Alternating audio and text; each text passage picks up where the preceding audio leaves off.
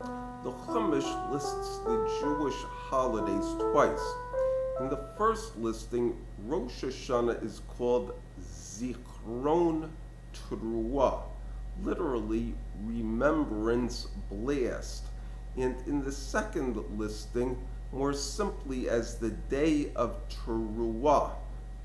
The simplest explanation of Teruah is the blast of a horn, but the more general term is Tekiyah.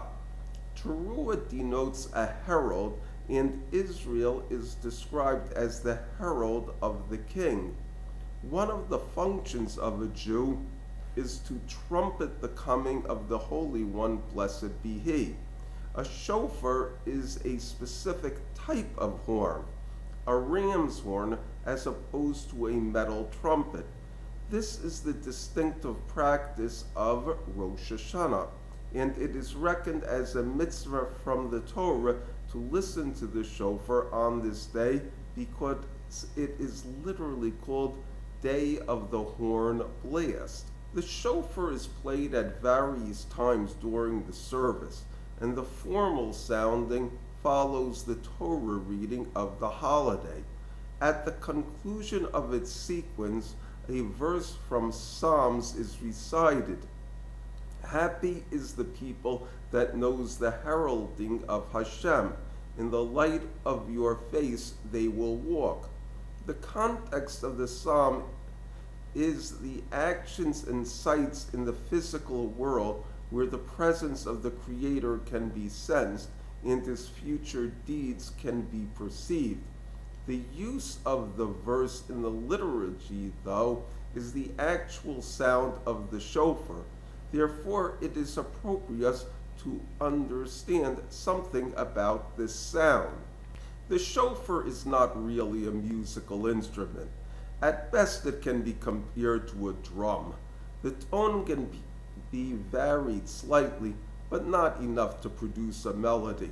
It can produce a long blast as well as a chain of short blasts, but even so, it is not greatly rhythmic. It's basically a little more than a noisemaker.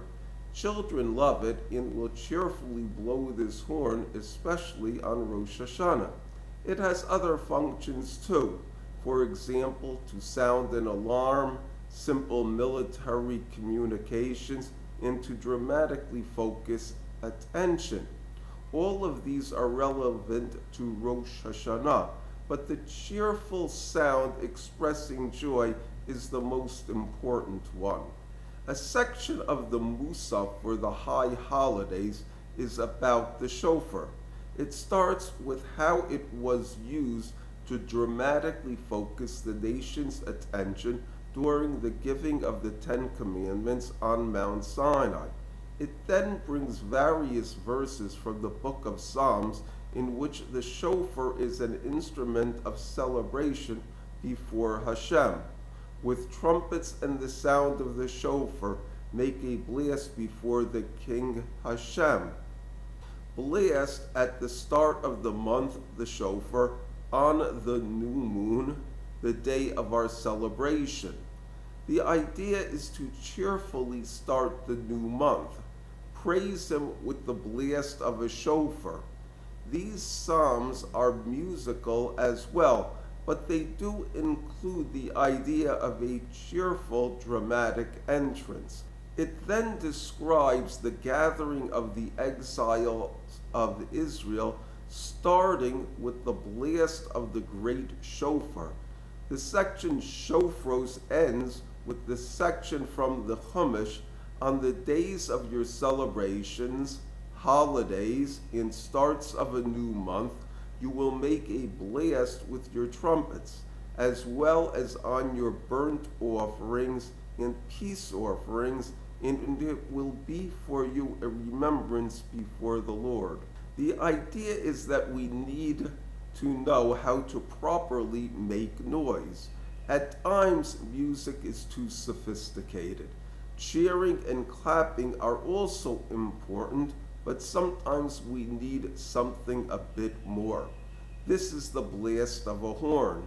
It can be used to welcome a popular politician, favorite teacher, and a dear friend. It gives him a nice welcome and lets him make a strong entrance.